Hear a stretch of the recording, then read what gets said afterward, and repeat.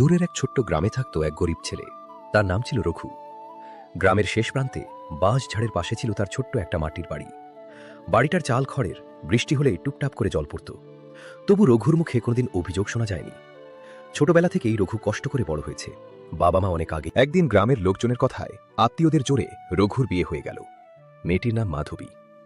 মাধবী ভেবেছিল গরিব হলেও সংসারটা হয়তো ঠিকই চলবে। বিয়ের প্রথম কয়েকদিন সব ঠিকই ছিল। মাধবী নতুন সংসার, নতুন মানুষ, সবকিছু মানিয়ে নেওয়ার চেষ্টা করছিল।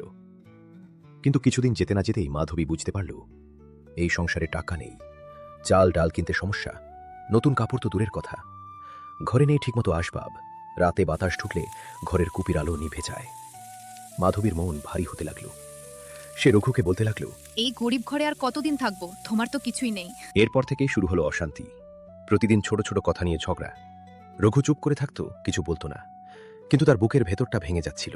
সে ভাবত, আমি চেষ্টা তো করছি, তবু কেন সব দোষ আমার? একদিন ভোরে সূর্য ওঠার আগেই রঘু কাঁধে ঝোলা নিয়ে বেরিয়ে পড়ল কাজের খোঁজে। কখনো ইট ভাটায়, কখনো শহরের নির্মাণ কাজে, কখনো রিক্সা চালিয়ে দিনরাত খেটে সে টাকা জমানোর চেষ্টা করত। রাতে ক্লান্ত শরীর নিয়ে ফিরে এসে দেখত মাধবীর মুখে হাসি। এক রাতে প্রচণ্ড বৃষ্টি হলো। মাটির ঘরের চাল চুইয়ে জল পড়ছে। মাধবী কাঁদতে কাঁদতে এই ঘরে আমি আর থাকতে পারছি না। বলল। রঘু কিছু বলল না। সে চুপচাপ বাইরে বেরিয়ে বৃষ্টির মধ্যে দাঁড়িয়ে রইল। বৃষ্টির জলে তার চোখের জল মিশে গেল। সেই রাতেই রঘু মনে মনে শপথ করল, আমি হার মানব না। সে শহরে পুরোপুরি কাজ নিতে চলে গেল। মাসের পর মাস কঠিন পরিশ্রম করল। খাবার কম খেল, ঘুম কমালো। ধীরে ধীরে সে কিছু টাকা জমাতে পারল। একদিন রঘু ফিরে এলো, হাতে কিছু টাকা, চোখে নতুন স্বপ্ন। সে মাধবীকে বলল, আমি ধনী নই, কিন্তু আমি চেষ্টা ছাড়ব না। তুমি যদি আমার পাশে থাকো, এই মাটির বাড়িটাই একদিন পাকা হবে। মাধবী প্রথমবার বুঝতে পারল, গরিব হওয়া অপরাধ নয়, হাল ছেড়ে দেওয়াই আসল হার।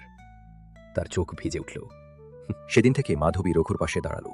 অশান্তি কমে গেল। মাটির বাড়িটা ধীরে ধীরে ভালোবাসায় ভরে উঠল। কারণ টাকা দিয়ে ঘর বানানো যায়, কিন্তু সংসার টিকে থাকে বিশ্বাস আর ধৈর্যে।